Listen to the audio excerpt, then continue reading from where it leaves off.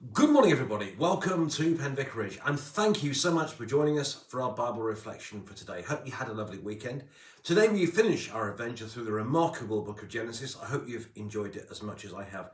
And today we're looking at chapter 50. Just to set the scene, Jacob, the patriarch, has just died, and now we tie up the chapter. Well, here goes. Genesis chapter 50. Then Joseph threw himself on his father's face and wept over him and kissed him. Joseph commanded the physicians in his service to embalm his father. So the physicians embalmed Israel. They spent 40 days in doing this, for that is the time required for embalming. And the Egyptians wept over him 70 days. When the days of weeping for him were past, Joseph addressed the household of Pharaoh. If now I have found favor with you, please speak to Pharaoh as follows. My father made me swear an oath. He said, I'm about to die. In the tomb that I hewed out for myself in the land of Canaan, there you shall bury me. Now therefore let me go up, so I may bury my father, then I will return. Pharaoh answered, Go up and bury your father, as he made you swear to do. So Joseph went up to bury his father. With him went all the servants of Pharaoh, the elders of his household, and all the elders of the land of Egypt, as well as all the household of Joseph, his brothers, and his father's household. Only their children, their flocks and herds were left in the land of Goshen. Both chariots and charioteers went up with them. It was a very great company. When they came to the threshing floor of Atad, which is beyond the Jordan, they held there a very great and sorrowful lamentation, and he observed a time of mourning for his father 7 days. When the Canaanite inhabitants of the land saw the mourning on the threshing floor of Atad, they said, This is a grievous mourning on behalf of the part of the Egyptians. Therefore the place was named Abel Mizraim. It's beyond the Jordan. Thus his sons did for him as he had instructed them. They carried him to the land of Canaan and buried him in the cave at the field of Machpelah, near the field of Mamre, which Abraham bought as a burial site from Ephron the Hittite. After he buried his father, Joseph returned to Egypt with his brothers, and all had gone up with him to bury his father. Realizing that their father was dead, Joseph's brothers said, What if Joseph still bears a grudge against us and pays us back in full for all the wrong that we did to him? So they approached Joseph, saying, Your father gave us this instruction before he died. Say to Joseph, I beg you, forgive the crime of your brothers and the wrong they did in harming you. Now therefore, please forgive the crime of the servants of God of the God of your father. Joseph wept when they spoke to him. Then his brothers also wept, fell down before him, and said, We are here as your slaves. But Joseph said to them, Do not be afraid. Am I in the place of God? Even though you intended to do harm to me, God intended it for good, in order to preserve a numerous people, as he's doing today. So have no fear. I myself will provide for you and your little ones. In this way he reassured them, speaking kindly to them. So Joseph remained in Egypt, he and his father's household, and Joseph lived 110 years. Joseph saw Ephraim's children of the third generation of the children of Machir, son of Manasseh, were also born on Joseph's knees. Then Joseph said to his brothers, I'm about to die, but God will surely come to you and bring you up out of this land, to the land that he swore to Abraham, to Isaac, and to Jacob. So Joseph made the Israelites swear, saying, When God comes to you, you shall carry up my bones from here. And Joseph died, being 110 years old. He was embalmed and placed in a coffin in Egypt. And this is the word of the Lord. Thanks be to God. Well, essentially, this reading has kind of 3 parts. First, there is the kind of the death of Jacob and the elaborate funeral rituals around him. Secondly, there's the encounter between Joseph and Joseph's brothers. And finally, there's the death and burial of Joseph at the end. We'll take these things a bit at a time. Firstly, you see Jacob dies, and there's great weeping and so on, because they're obviously very, very sad. He certainly had a long and active life, had Jacob. Lived life to the full, he had his ups and his downs, and so on. But it's interesting that he's buried in a very, very flowery ritual, really. Joseph is clearly a very, very important man at this stage, but he promised his dad that he'd take him back to the promised land of Canaan to bury him. So he has to go get permission from Pharaoh, which Pharaoh gives him, and he takes this enormous entourage with him for this burial. And it really is, it really is, it's quite a scene. And you can hear that the local Canaanite people are saying, this is a tough day for Egypt. This is, everyone can see just what a grand thing this really is. But notice, as I said before, that Jacob insisted on being buried in the promised land, the land that had been promised by God to his father and his grandfather. And he ends up actually being buried with Leah and not Rachel, which I think is quite interesting, because that promise is so important, because Rachel's buried elsewhere.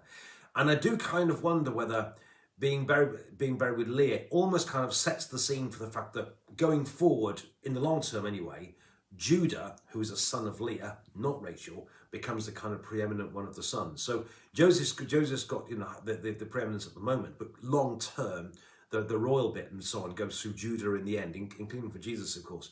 And I do wonder whether it's important for them to note that Jacob is buried with Leah, who is Judah's father eventually, rather than with Rachel, who of course is the mother of Joseph and Benjamin. So I'm speculating there, but I do think there's something here about the future preeminence of Judah in the pecking order going forward.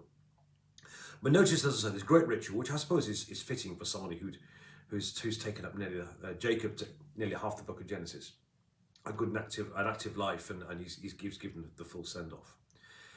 The second bit then is after Jacob has been buried, his brothers suddenly get worried, because they suddenly think, Joseph's been nice to us up to this point, because our father's been alive to kind of keep the lid on it.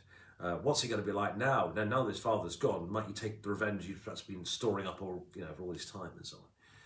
And so they go to Joseph and they have this wonderful encounter. And I do think, as I said before, it says something very important about repentance. That repentance is actually it's not about saying what's right and wrong, what's wrong's right, and so on. Nor is it about saying everything's okay. It's not about being liberal. Repentance is about facing up to what we've done. And they certainly had to face up to the mistake that they'd made. And that's really important with that repentance it's about a turning about of life, but it's also about facing up to what we've done. And they certainly have to here. And they certainly fair square at what they did all those years ago. But again, Joseph's response is also very, very interesting, because, he clearly doesn't bear a grudge, and by goodness, he might have done. I mean, they sold him, they wanted him dead, and they sold him to Egypt, and they fully expected never to see him again, and so on and so on and so on. And by all accounts, and on things he'd been through, he could have borne a grudge. He's now a powerful man, and he could have taken his revenge very easily on them. What is interesting is he doesn't. And the reason given here is because he sees now that God was at work in it all.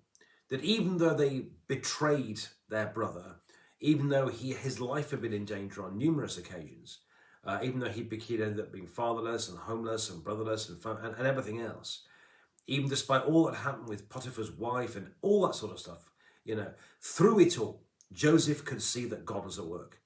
And if God hadn't done this, he wouldn't have ended up having this preeminent position in Egypt, and thousands of lives would have been lost in the famine. And Joseph can see now that even though it was a betrayal at the time, even though it was awful and a terrible thing to do, and it was a terrible thing to do what his brothers had done, actually God worked through it all. And that now he can see in retrospect that God was at work in it all. So he doesn't bear a grudge, because he can see that God was in it.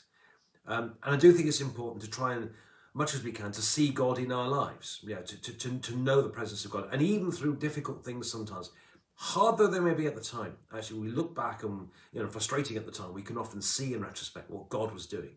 And because of that, Joseph didn't bear a grudge, and we don't have to either. So that's really important. And then, so that's the encounter. Then finally, we have the death of Joseph himself, who of course dies in Egypt. And again, what is interesting here is that he's become really important. I mean, he now dresses like an Egyptian. I feel a song coming on. Was it the Bangles? Was it?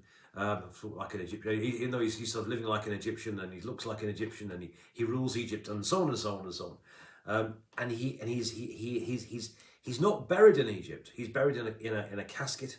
No, he's put in a casket. And then the idea is that eventually, that when the people of God do go into the promised land, that his bones will be taken there, because he knew, as Jacob knew, that ultimately for him and for them, the land of promise is where they needed to be. And then that's where they'd end up. And even though they were going to be in Egypt for a while, that one day they would return to the promised land, and that promise was there. And you can see it here in the last few verses of Genesis, that one day when the people of God go back to Canaan, and when the promised land is taken as promise, then bury me then, take me to the promised land then. And what happens now, of course, at the end of that is the scene is set now for the next book, which is Exodus, which we begin tomorrow, when we find the people of God in Egypt sort of several years later, when things aren't so good. But that's why they ended up there.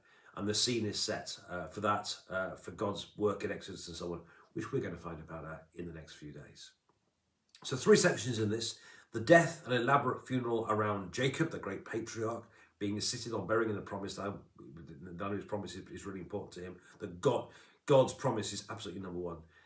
Secondly, we have this encounter between Joseph and his brothers. That they faced up to what they had done in the past, and Joseph was able to forgive them because he'd seen God at work in it. And finally, we have the scene being set for the people of God's eventual return to the promised land. The land that God had promised to Abraham, Isaac and to Jacob that would be theirs one day. And we find out in the next book, tomorrow, the next few books, how they got there. God bless you, my friends. Have a lovely day. Enjoy your Monday. Thank you for watching. Book of Exodus tomorrow. Have a lovely day. God bless you. Do please press the share button at the bottom to share this with your friends as well. God bless you and have